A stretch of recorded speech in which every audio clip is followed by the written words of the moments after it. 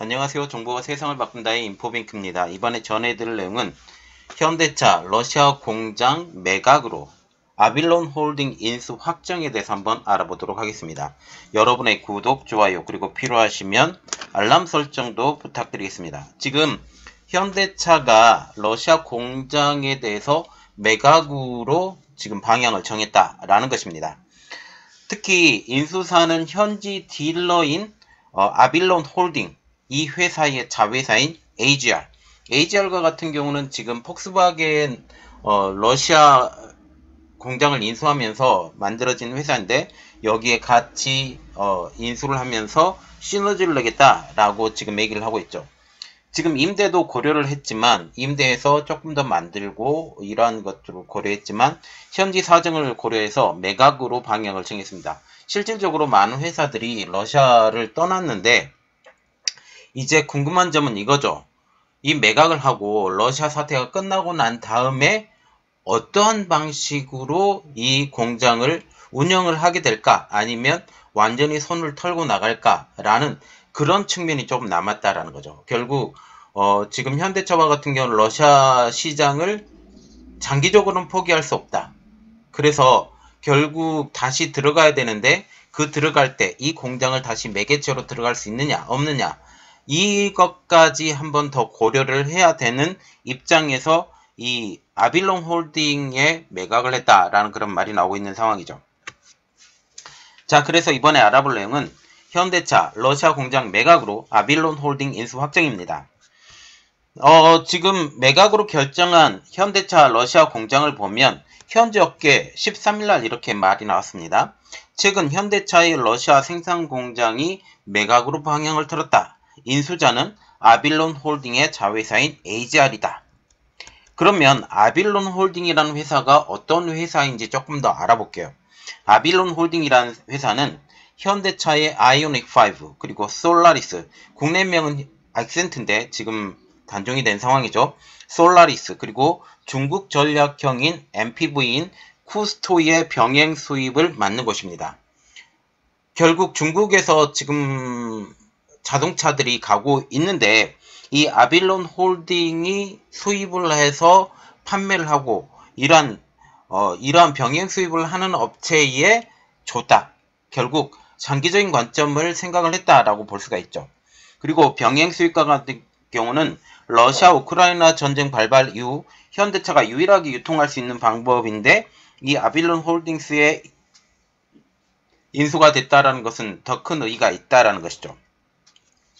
AGR은 아빌론 홀딩이 폭스바겐의 러시아 자회사를 인수하면서 새롭게 네이밍한 곳입니다. 현재 현대차 그룹과 같은 경우는 러시아 시장에서 고전하고 있죠. 가장 큰 이유는 러시아의 우크라이나 침공 때문입니다. 이 이후에 작년 2월 달에 침공했죠. 이후에 공장 가동을 중단을 했는데 지금 이러한 상황이 되죠. 생페테부르크에서 그랬죠. 지난해 3월 러시아의 우크라이나 침공 이후 가동이 중단이 됐습니다. 이곳의 연산 규모는 23만 대 규모, 투싼과 펠리세이드 등을 생산해서 러시아에 공급하는 현대차 핵심 해외 거점 중에 하나였었는데, 결국 지금 남아있는 차가 한 대도 없는 상황. 그래서 공장에서 만들지 못하기 때문에 현대차와 같은 경우는 존재감이 상실한 상황입니다. 현재 러시아 시장 점유율은 사실상 제로. 유럽 비즈니스, 말하자면 러시아 연방통계청의 분석에 의하면 지난달 판매량은 6대, 지난해 2982대 대비 99.9%가 증발했습니다. 거의 팔리지 않았다라는 거죠. 한 달에 6대가 팔렸다면 안 팔린 것입니다. 그리고 8월달까지 누적 판매량이 1605대, 지난해 46,063대 대비 96.5%가 하락한 것입니다. 존재감이 없다라고 보면 되겠죠. 그리고 8월까지 누적 판매량은 러시아 점유율의 0.4%에 불과합니다. 이 시장을 누가 들어갔냐? 결국 중국 회사들이 들어갔다라고 얘기가 나오고 있는 거죠. 원래는 현대차 그룹과 같은 경우는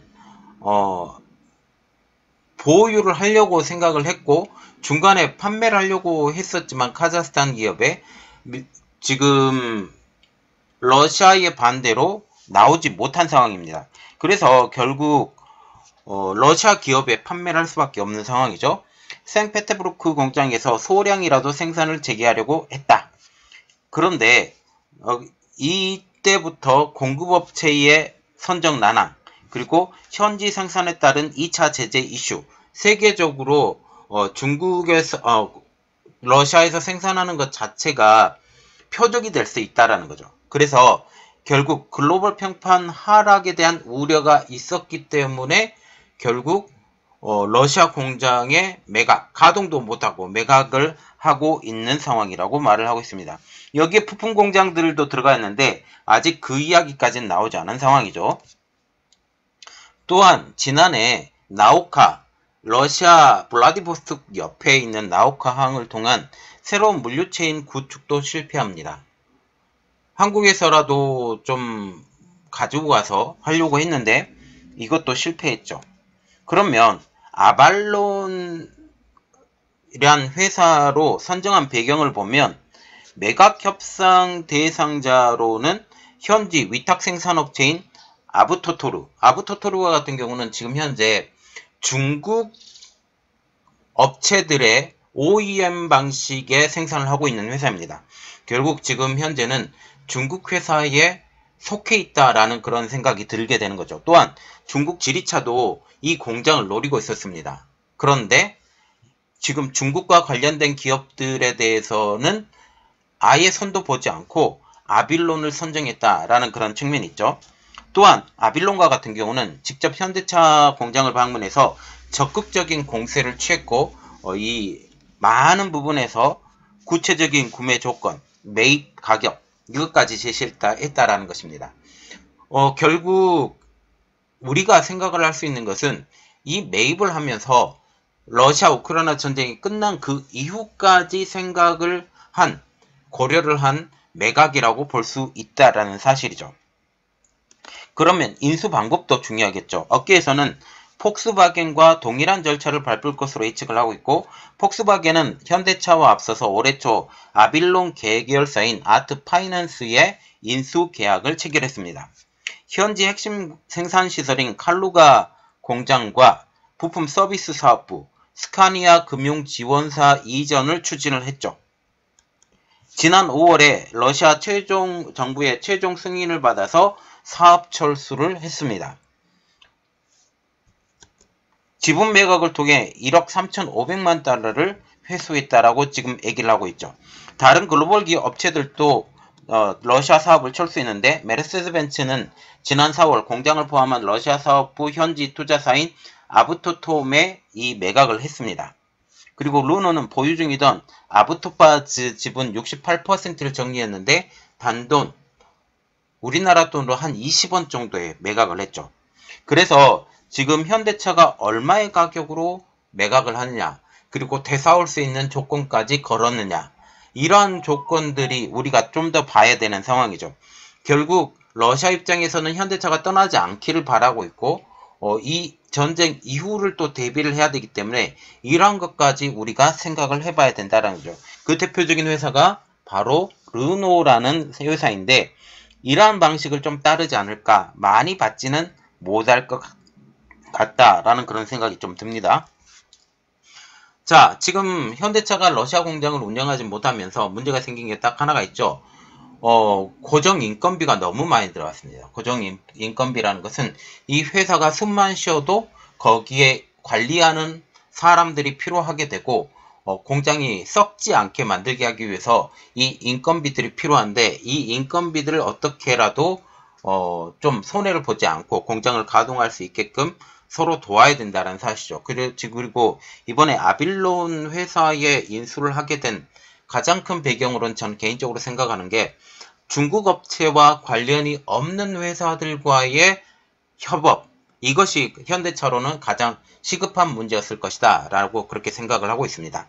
자, 이 이후에 현대차가 러시아 우크라이나 전쟁 이후에 어떠한 상황으로 되는 건지, 그리고 현대차와 같은 경우는 지금 러시아 공장이 지금 떨어졌다 할지라도 지금 세계 3위 기업으로 도약을 했죠. 현대차 그룹이 도약을 한 상황에서 물론 여기가 돌아가지 않더라도 큰 문제가 되지 않지만 돌아가지 않음으로써 발생되는 여러 가지 재반